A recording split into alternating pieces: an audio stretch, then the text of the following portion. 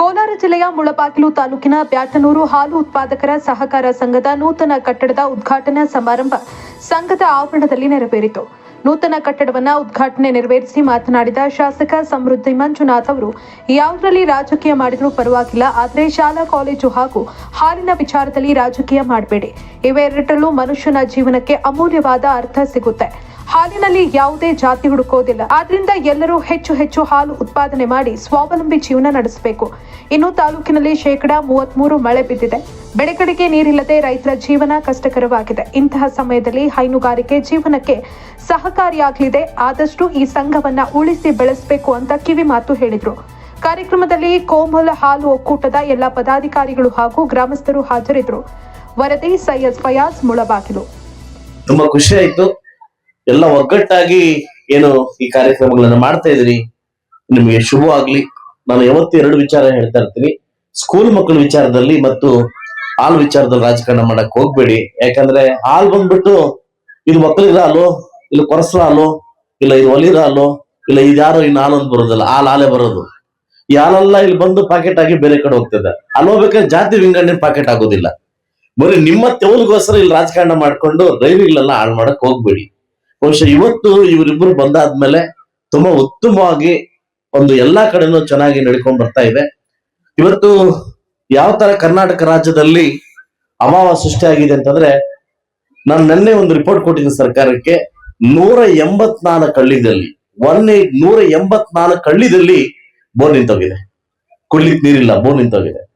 ನಾನು ಸತ್ಯ ಮಾತಾಡ್ತಾ ಇದ್ದೀನಿ. ಯಾಕಂದ್ರೆ ದೇವ್ರ ಮೂಲೆ ಬಂದಿದ್ದೀನಿ. ನಾನು ಫಸ್ಟ್ ಟೈಮ್ ನಾನು ನಿದ್ದೆಗೆ ಹೇಳ್ತಾ ಇರೋದು. ಒಬ್ಬ MLA ಆಗಿ ಈ ಮಟ್ಟಕ್ಕೆ ನಿದ್ದೆಗೆ ಹೇಳ್ತಾ ಇರೋದು.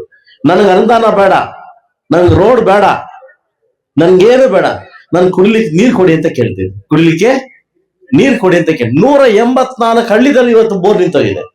ಇವತ್ತು ವಾಟರ್ ಬೋರ್ಡ್ ಅವ್ರಿಗೂ ನಮ್ಗೆ ನಿದ್ದೆ ಇಟ್ಟೋಗಿದೆ. ಯಾಕೆಂತಂದ್ರೆ ನಮ್ಮಲ್ಲಿ ಮಾರ್ಕೊಂಡೆ ಡ್ಯಾಮ್ ಇಲ್ಲ, ಯರಗೋಳ್ ಡ್ಯಾಮ್ ಇಲ್ಲ, ಕೃಷ್ಣಾ ನದಿ ಇಲ್ಲ, ಬ್ಯಾಟ್ನೂರ್ ಡ್ಯಾಮ್ ಇಲ್ಲ, ನಮ್ಮಲ್ಲಿ ಯಾವ್ದಿಲ್ಲ. ಬೋರ್ ಹಾಕೋ ನೀರೆತ್ತು, ಬೋರ್ ಹಾಕೋ ನೀರೆತ್ತು, ನೀರ್ ಕುಡಿ. ಇವತ್ತು ನಾವು ಸರ್ಕಾರಕ್ಕೆ ಒಂದೇ ಮನವಿ ಕೇಳ್ತಾ ಇರೋದು, ನಿಮ್ಮ ರೋಡು ಬೇಡ ಸ್ವಾಮಿ, ನನಗೆ ಅನುದಾನ ಬೇಡ, ನನ್ಗೆ ಕುಡ್ಲಿಕ್ಕೆ ನೀರು ಕೊಡು.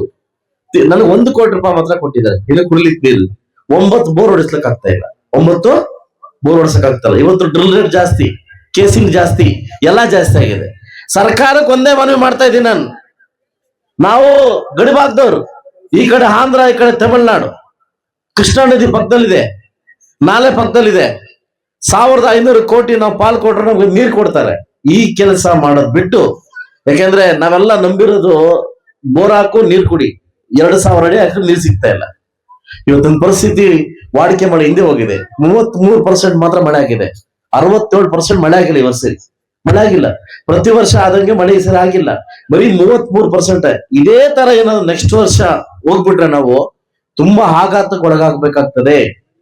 ಎಲ್ಲಾ ಪಂಚಾಯತಿ, ಎಲ್ಲಾ PDOಗಳಿಗೆ ಒಂದು ಕಾಶನ್ ಕೊಟ್ಟಿದ್ದೀನಿ. ಏನು ಟ್ಯಾಂಕರ್ ಮುಖಾಂತರ ನೀರು ವರ್ಷಿ ಅಂತ 2000 ರೂಪಾಯಿ ಲೋಡು, 2000 ರೂಪಾಯಿ ಕೊಟ್ಟರು ನೀರು ಸಿಗ್ತಾ ಇಲ್ಲ. ಈ ಪರಿಸ್ಥಿತಿ ಬಂದಾಗ ಸರ್ಕಾರ ಎಚ್ಚೆತ್ಕೊಂಡಿದ್ರೆ ಮುಂದಿನ ದಿವಸ ನಿಮಗೆ ಗಂಡಾಂತರ ತಪ್ಪಿದ್ದಲ್ಲ. ನನ್ನೊಬ್ಬನ ಗೋಳಲ್ಲ ಇದು, 224 ಕ್ಷೇತ್ರದ ಗೋಳಾಗಿದೆ. ಎಲ್ರೂ ಮೊನ್ನೆ ಟಾಸ್ಕ್ ಫೋರ್ಸ್ ಮೀಟಿಂಗ್ ಮಾಡ್ಕೊಟ್ಟಿದ್ದೀರಿ. ನೀವು ತಿಂಗಳು 1 ಕೋಟಿ ಕೊಟ್ರೆ ಮಾತ್ರ ನೀರು ಅಭಾವ ಸಾಲ್ವ್ ಮಾಡಕ್ಕಾಗುತ್ತೆ, ಇಲ್ಲ ಅಂದ್ರೆ ನಾವು ಕಷ್ಟ ಆಗ್ತದೆ ಅಂತ ಮಾಧ್ಯಮದ ಮುಖಾಲಕ್ಕವಾಗಿ ನಾನು ಸರ್ಕಾರಕ್ಕೆ ಒಂದು ಮನವಿನ ಕೊಡ್ತಾ ಇದ್ದೀನಿ. ಇವತ್ತು ಹೈನುಗಾರಿಕೆ, ಇವತ್ತು ದೊಡ್ಲು ಗಿಟ್ಲು ಬಡ್ಲು ಬಂದು ಇವತ್ತೇನಾಗಿದೆ, ಕೋಮಲ್ ಕೋಚ್ಮಲ್ ಹೋಗ್ತಾ ಇದೆ. ಯಾಕೆ ರೇಟ್ ಜಾಸ್ತಿ ಕೊಡ್ತಾವ. ನಾವೆಲ್ಲ ಬಡಬಗ್ರು 38 ರೂಪಾಯಿ ರೇಟ್ ಕೊಡ್ತಾ 33 ರೂಪಾಯಿ ರೇಟ್ ಕೊಟ್ಟಾಗ ನಾವು ಕಾಸಿಗೆ ಹೋಗ್ತಾ ಇದೀವಿ. ಎಲ್ಲರಲ್ಲೂ ಮನವಿ ಮಾಡ್ತೀವಿ ಒಂದೇ, ದಯವಿಟ್ಟು ಕೋಮಲ್ನ ಉಳಿಸ್ಕೊಡಿ, ನಂದನ ಉಳಿಸ್ಕೊಡಿ, ಕೋಮಲ್ನ ಉಳಿಸ್ಕೊಡಿ. ಇದು ನಮ್ಮ ಸಂಸ್ಥೆ, ನಮ್ಮೆಲ್ಲರ ಸಂಸ್ಥೆ. ಇಂಥ ಪ್ರೈವೇಟ್ ಡೈರಿ ನಂಬಕ್ ಹೋಗ್ಬೇಡಿ. ಯಾಕಂದ್ರೆ ಈ ಗಡಿಭಾಗ ಜಾಗದಲ್ಲಿ, ಈ ಆಂಧ್ರ ಗಡಿಭಾಗ ಜಾಗದಲ್ಲಿ ತುಂಬಾ ಕೆಮಿಕಲ್ಸ್ ಮಿಕ್ಸ್ ಮಾಡೋದು, ನಮ್ಗೆ ಲೋಡ್ ಹಾಕೋದು ಎಲ್ಲ ಮಾಡ್ತಾರೆ. ಅದರಿಂದ ಕೋಮಲ್ ನೀವು ನಮ್ಮ ಡೈರಿ, ಇದು ನಮ್ಮೆಲ್ಲರ ಡೈರಿ, ನಮ್ಮ ಮನೆ ಡೈರಿ. ಇದನ್ನ ದಯವಿಟ್ಟು ಗಡಿಭಾಗದಲ್ಲಿ ಉಳಿಸ್ಕೊಡ್ಬೇಕಂತ ಹೇಳ್ತಾ ಈ ಸಂಘದ ಅಧ್ಯಕ್ಷರಿಗೂ ಹಾಗೂ ಎಲ್ಲ ನನ್ನ ಆಡಳಿತ ವರ್ಗದವ್ರು ಕೂಡ ಶುಭಾಶಯ ತಿಳಿಸ್ತೀನಿ. ಯಾಕಂದ್ರೆ 3 ವರ್ಷ 8 ತಿಂಗಳಾಗಿದೆ ಡೈರಿ ಓಪನ್ ಮಾಡಿ. ಕಾರಣ ಏನು ಅಂತಂದ್ರೆ, ಈ ಸಂಘ ಪ್ರಾರಂಭ ಆಗಿ ಕೇವಲ 3-4 ವರ್ಷ ಆಗಿದೆ.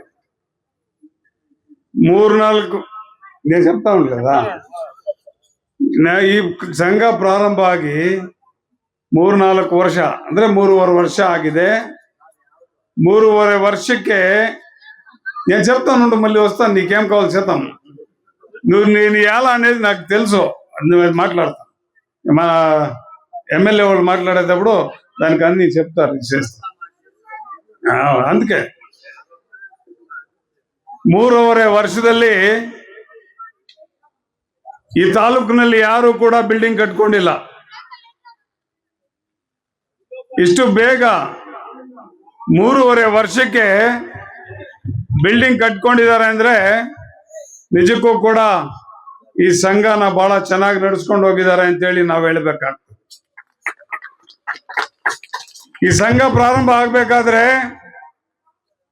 ಬಹಳ ವರ್ಷಗಳಿಂದ ಕೇಳ್ಕೊಳ್ತಾ ಇದ್ದೆ ನಾನು, ಗೊತ್ತಿದೆಯೋ ಇಲ್ವೋ ಎಲ್ರಿಗೂ ಗೊತ್ತಿದೆ, ಬ್ಯಾಟ್ನೂರ್లో ಡೈರಿ ಸೇಂಡಪ್ಪ, ಬ್ಯಾಟ್ನೂರ್లో ಡೈರಿ ಈ ನಿರ್ಮಾಣಕ್ಕೆ, ಈ ಕಟ್ಟಡ ನಿರ್ಮಾಣಕ್ಕೆ ಕಾರಣಕರ್ತರಾಗಿರ್ತಕ್ಕಂಥ ಈ ಭಾಗದ ಎಲ್ಲ ಹಾಲು ಉತ್ಪಾದಕರು, ಅವ್ರಿಗೆ ನಾವು ಕೃತಜ್ಞತೆ ಹೇಳ್ಬೇಕಾಗ್ತದೆ.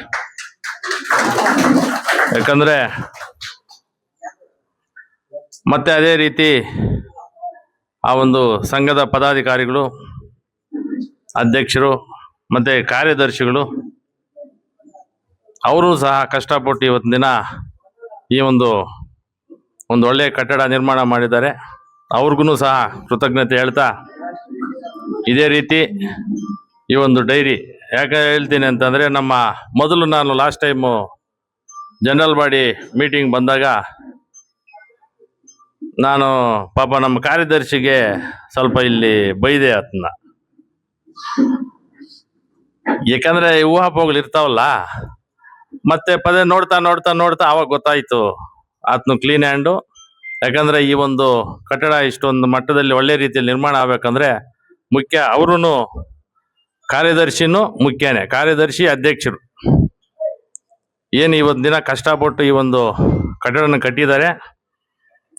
ಮುಂದಿನ ದಿನಗಳಲ್ಲೇನು ಈ ಪಕ್ಕದ ಈ ಏರಿಯಾದಲ್ಲಿ ಸುಮಾರು ಒಂದು 3 ಕಟ್ಟಡ ಇನ್ನೂ ಉದ್ಘಾಟನೆ ಮಾಡೋದಿದೆ. ಒಂದನೇದು ಮೋಪ್ರಳ್ಳಿ, ಒಂದು ವಜ್ರನಾಗನಹಳ್ಳಿ,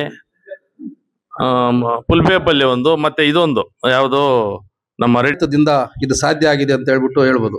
ಯಾಕೆಂದ್ರೆ ಬಹಳಷ್ಟು ಊರುಗಳಲ್ಲಿ ಸುಮಾರು ವರ್ಷಗಳಾಗಿದ್ರು ಕೂಡ ಇನ್ನೂ ಕಟ್ಟಡನೇ ಇಲ್ಲ. ಅಂಥದ್ರಲ್ಲಿ ನೀವು ಕಟ್ಟಡ ಕಟ್ಕೊಂಡು ಈಗ ಮೊದಲನೇ ಮಹಡಿನೂ ಕಟ್ಟಿ ಅದನ್ನ ಬಾಡಿಗೆ ಕೊಡೋಕೆ ಕೂಡ ವ್ಯವಸ್ಥೆ ಮಾಡಿದ್ರಿ. ಈಗಾಗಲೇ ಈಗ ಖಾಸಗಿ ಡೈರಿಗಳು ಬರ್ತಾ ಇದೆ ಅಂತ ಏನು ಹೇಳ್ತಾ ಇದ್ದಾರೆ. ಆ ಒಂದು ಡೈರಿಗಳೇನಿದೆ ತಮ್ಮೆಲ್ರಿಗೂ ಗೊತ್ತಿದೆ. ಇವತ್ತು ₹1, ₹2 ಹಾಲು ರೇಟು ಹೆಚ್ಚಿಗೆ ಕೊಡ್ಬೋದು. ಮುಂದಿನ ದಿವಸಗಳಲ್ಲಿ ಭವಿಷ್ಯದಲ್ಲಿ ಅದು ನಮಗೆ ಮಾರ್ಕ್ ಆಗುತ್ತೆ. ಇವತ್ತು ಏನು ನಮ್ಮ ಸಂಸ್ಥೆ ಇದೆ, ಇದು ನಿಮ್ಮದೇ ಸಂಸ್ಥೆ. ಈ ಡೈರಿ ಏನಿದೆ ಇವತ್ತು ನಿಮ್ಗೆಲ್ಲ ಕಟ್ಟಡ ಎಲ್ಲ ಸುಸಜ್ಜಿತವಾಗಿದೆ, ಬೇರೆ ಇನ್ನೇನು ಅವಶ್ಯಕತೆ ಇಲ್ಲ. ಇವತ್ತು ಅದರಲ್ಲಿ ಬರ್ತಕ್ಕಂಥ ಬಾಡಿಗೆ ಆಗ್ಬೋದು, ಹಾಲಿನ ದುಡ್ಡು ಆಗ್ಬೋದು, ಮತ್ತೆ ಬೋನಸ್ ರೂಪದಲ್ಲಿ ನಿಮ್ಗೆ ಹಿಂದಿರುಗಿ ಬರುತ್ತೆ. ತಡ ಆಗ್ಬೋದು ಏನೋ, ಇವತ್ತು ಅವ್ರು ₹1 ಜಾಸ್ತಿ ಕೊಡ್ತಾರೆ ಆಗ್ಬೋದು, ನಮ್ದು ದಿನ ₹5 ಎಲ್ಲ ಸೇರಿಸಿ ಬೋನಸ್ ರೂಪದಲ್ಲಿ ಏನು ವಾಪಸ್ ಬರುತ್ತೆ ಮುಂದಿನ ದಿನಗಳಲ್ಲಿ. ಇವತ್ತೇನು ಖಾಸಗಿಯವ್ರು ಕೊಡ್ತಾರೆ ಅದಕ್ಕಿಂತ ಹೆಚ್ಚಿನ ಲಾಭ ನಿಮಗೆ ಬರುತ್ತೆ.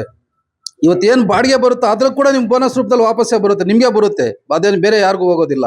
ಆದ್ರೆ ಇವತ್ತು ಯಾರೋ ಖಾಸಗಿ ಅವ್ರು ಮಾಡ್ಕೊಂಡು ಹೋದ್ರೆ ಬರೀ ಅವ್ರ ಜೋಬ್ ತುಂಬಿಸ್ಕೊಳ್ತಾರೆ, ಅವ್ರು ಹೋಗ್ತಾರೆ. ಅವ್ರು ಹೋಗಿ ₹5 ಹೆಚ್ಚಿಗೆ ಕೇಳಿದ್ರು ಅವ್ರು ಕೊಡೋದಿಲ್ಲ. ಅದರಿಂದ ಈ ಒಂದು ಸಂಸ್ಥೆನ ತಾವೆಲ್ಲ ಉಳಿಸ್ಕೊಂಡು ಹೋಗ್ಬೇಕು.